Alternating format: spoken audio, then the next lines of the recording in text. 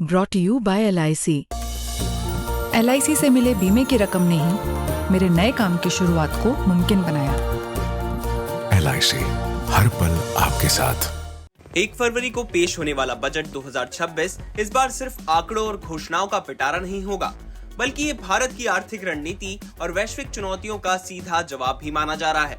दुनिया में मंदी की आहट है, अमेरिका के सख्त रुख ने ग्लोबल ट्रेड को हिला दिया है और ऐसे माहौल में मोदी सरकार का बजट एक बड़ी परीक्षा बन गया है।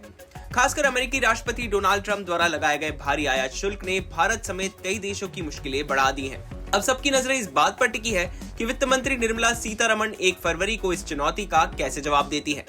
सरकार का मानना है कि अमेरिका के कड़े तेवरों का जवाब सिर्फ बयानबाजी से नहीं, बल्कि मजबूत घरेलू अर्थव्यवस्था से दिया जा सकता है। यही वजह है कि इस बार बजट में ईज ऑफ डूइंग बिजनेस यानी कारोबार को आसान बनाने पर खास जोर रहने वाला है। खबर है कि आयात शुल्क से जुड़े नियमों को सरल किया जा सकता है। अगर ऐसा होता है तो इसका सबसे बड़ा फायदा छोटे और मझोले व्यापारियों को मिलेगा, जो अभी जटिल टैक्स नियमों और अनुपालन के बोझ से परेशान हैं। नियम आसान होंगे तो कारोबार बढ़ेगा, निवेश आएगा और रोजगार के नए अवसर भी बनेंगे। ट्रम्प के टैरिफ से जो सबसे बड़ा डर पैदा हुआ है वो है मंदी का। अमेरिका में अगर आर्थिक सुस्ती आती है तो उसका असर पूरी दुनिया पर पड़ता है। मंदी के डर के बीच सरकार का सबसे बड़ा हथियार इंफ्रास्ट्रक्चर है। विश्लेषकों के मुताबिक बजट 2026 में सड़कें, हाईवे, बंदरगाह, रेलवे और ऊर्जा सेक्टर पर रिकॉर्ड खर्च किया जा सकता है। अनुमान है कि पूंजीगत व्यय यानी कैपेक्स 12 लाख करोड़ रुपए तक पहुंच सकता है, जो पिछले साल से भी ज्यादा होगा। इसका मतलब है देश भर में नई सड़कें, बेहतर कनेक्टिविटी और आधुनिक सुविधाएं।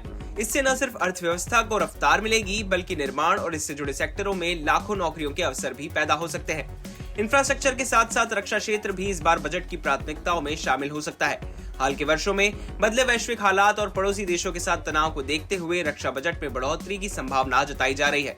सरकार ये संदेश देना चाहती है कि भारत अपनी सुरक्षा और रणनीतिक हितों से कोई समझौता नहीं करेगा। हालांकि खर्च बढ़ाने के साथ सरकार के सामने राजकोषीय घाटे को काबू में रखने की चुनौती भी है।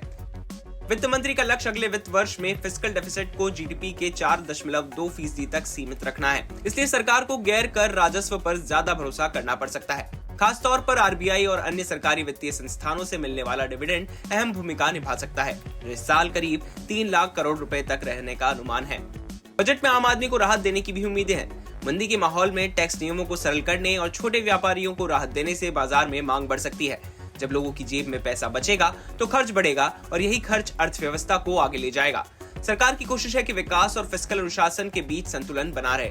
राजनीतिक नजरिए से भी ये बजट काफी अहम माना जा रहा है। आने वाले समय में तमिलनाडु और पश्चिम बंगाल जैसे राज्यों में चुनाव होने हैं। ऐसे में वहां के मतदाताओं को ध्यान में रखकर कुछ खास घोषणाएं देखने को मिल सकती है। हालांकि सरकार ये संदेश देना चाहेगी कि बजट लोक लुभावन कम और विकासोन्मुख ज्यादा है।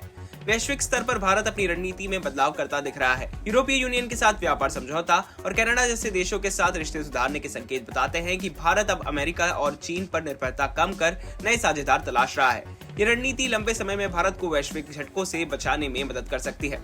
कुल मिलाकर बजट 2026 से उम्मीद है कि ट्रम्प के टैरिफ से पैदा हुई चुनौतियों का जवाब देगा, घरेलू उद्योग को मजबूत करेगा और मंदी की आशंका के बीच अर्थव्यवस्था को नई ऊर्जा देगा। अब देखना यह है कि 1 फरवरी को निर्मला सीतारमण का यह मास्टर प्लान जमीन पर कितना असर दिखाता है और क्या यह बजट सच में भारत को वैश्विक अनिश्चितताओं के बीच मजबूत बना पाता है या नहीं।